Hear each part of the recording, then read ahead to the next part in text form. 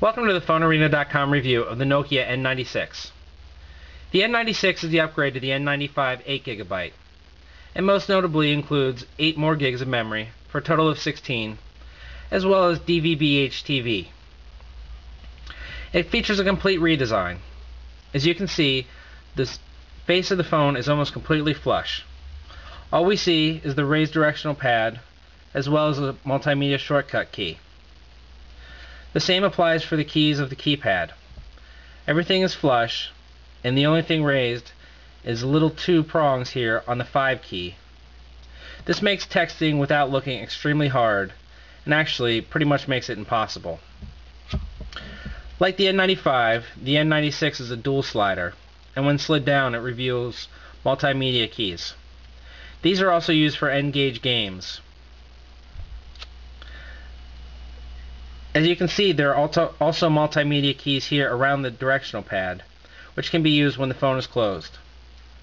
This all but eliminates the need for these keys over here as multimedia keys, and in the future we'd expect to see them more used in N-Gage applications rather than music. The N96 does have a built-in accelerometer, however, that's not enabled by default. As you can see, sometimes it can be a bit slow. On the left side of the phone, you find simply a Microsd expansion port. This means that, combined with the 16GB internal memory, users can currently have up to 28 gigs on their phone with a 12GB card. Add to that the theoretical capacity of Microsd HC, which is 32 gigs, and the user can have a 48GB PMP player. The top of the phone features a slider lock switch, a 3.5mm headphone jack, which also serves as video out for the included RCA cables, and a small power switch.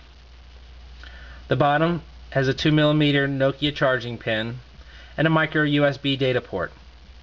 The phone can also charge off the data cable. The right side of the phone features the volume rocker and the camera key. You can also see the stereo speakers at the top and bottom of the right side.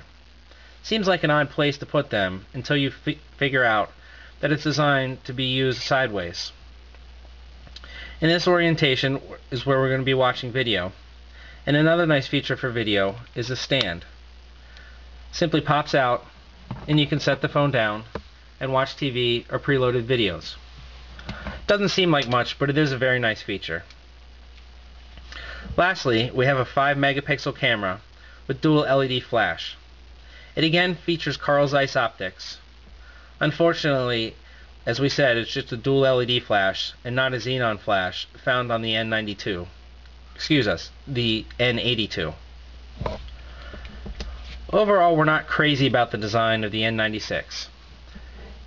It's definitely better than what we've seen in the past. Let's cut this out overall. Overall, there's not a whole lot to say about the interface. It runs Symbian S60 and has Feature Pack 3. You've seen this on several other phones, and there isn't really a whole lot to report here. One nice thing that we do like is the Multimedia Shortcut key. Once we push that, you'll see a little bit of a lag. We have shortcut to a video, music, photos, games, maps, internet, contacts, and back to TV and video. You can see that the animations run fairly smoothly. It's a really nice feature. However, we did experience some lag at times.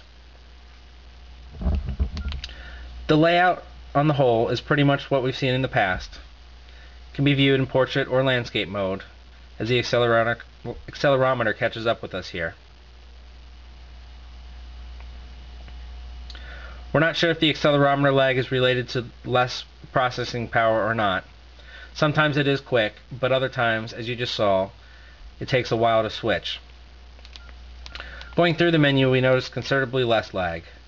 Sometimes when opening applications, we'll find that. But on the whole, we're very pleased with the operating system.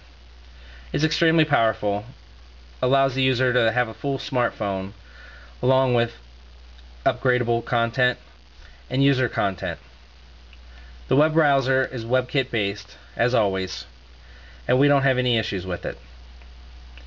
It's not quite as easy to use as, say, the iPhone, or even Windows mobile programs such as Skyfire, but it's very serviceable and rendered our PhoneArena.com page with no problems. The N series is a line of converged devices, meaning not only are they smartphones, but they're also meant to be media players, web browsers, and cameras. All in all, the N series represents the best converged devices out there, although the iPhone and recent competition from Samsung and HTC has given Nokia a run for its money. Here we're looking at the music player, which we really like. It's extremely well laid out, and very simple to use. Sound quality was very good. We had no issues with anything, except for now and again we wouldn't have album art for music that we loaded.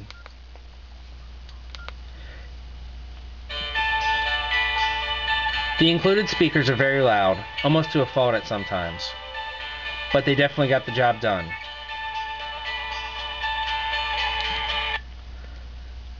When plugged into the standard headphones that it comes with, the Nokia N96 didn't sound all that great. However, when we switched over to our Bose headphones, the sound greatly improved, and we put it at least on par with the iPod. The bass was rich, the highs were high, and overall, we really liked it. Another important aspect of a converged device is videos. Here Nokia has their video center. Unfortunately, we're testing this in the United States, so we can't try out the DVB-H mobile TV. However, what we did see we really liked. There are all kinds of streaming videos, and of course we can load our own videos as well. We'll just use a test video here, and you can see that the video starts in mostly full screen, and then it'll eventually expand to completely full screen. We're not sure how well this looks on the camera, but to us the video is bright and crisp. It's not quite as clear as the iPhone videos. We're not sure if it's because the iPhone just has a bigger screen, or if they just have a little bit better processing capability. However, this will definitely replace a regular PMP. As a converged device, the N96 is very good. The music and video players stack up to anything out there on the market, even if not the top of the top. We gladly put up with a little bit of a sacrifice quality for carrying one device. The 5 megapixel camera from the N95 returns, still with Carl Zeiss optics. It's been upgraded to a dual LED flash, but we would have preferred a xenon flash. It's got autofocus and auto exposure. To activate it, you can simply press and hold the button for a second.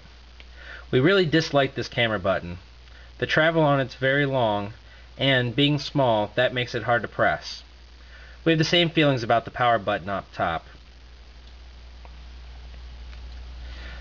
As you can see, the interface takes up the entire screen. It's very simple, well laid out, and easy to use. All the features are listed along the side here, and as we scroll down, you can see there are more than what we see immediately. There's also an options menu, which allows us to change things such as the image quality and where we record the pictures to. In our testing, the camera results were very good. Easily good enough to replace our point and shoot camera. At far distances or in high zoom mode, the images weren't great, but for an all-in-one device, it was pretty fantastic. Videos can be recorded at VGA quality in 30 frames per second, and we were extremely impressed with them. All in all, we do like the Nokia N36.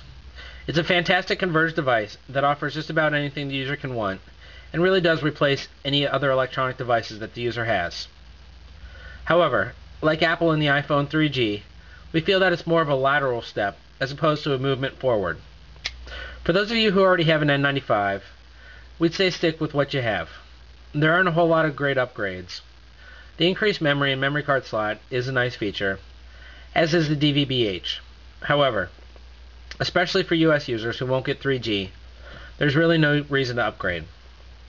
For first-time buyers, if you're looking to replace everything, the N96 should be at the top of your list for phones to buy.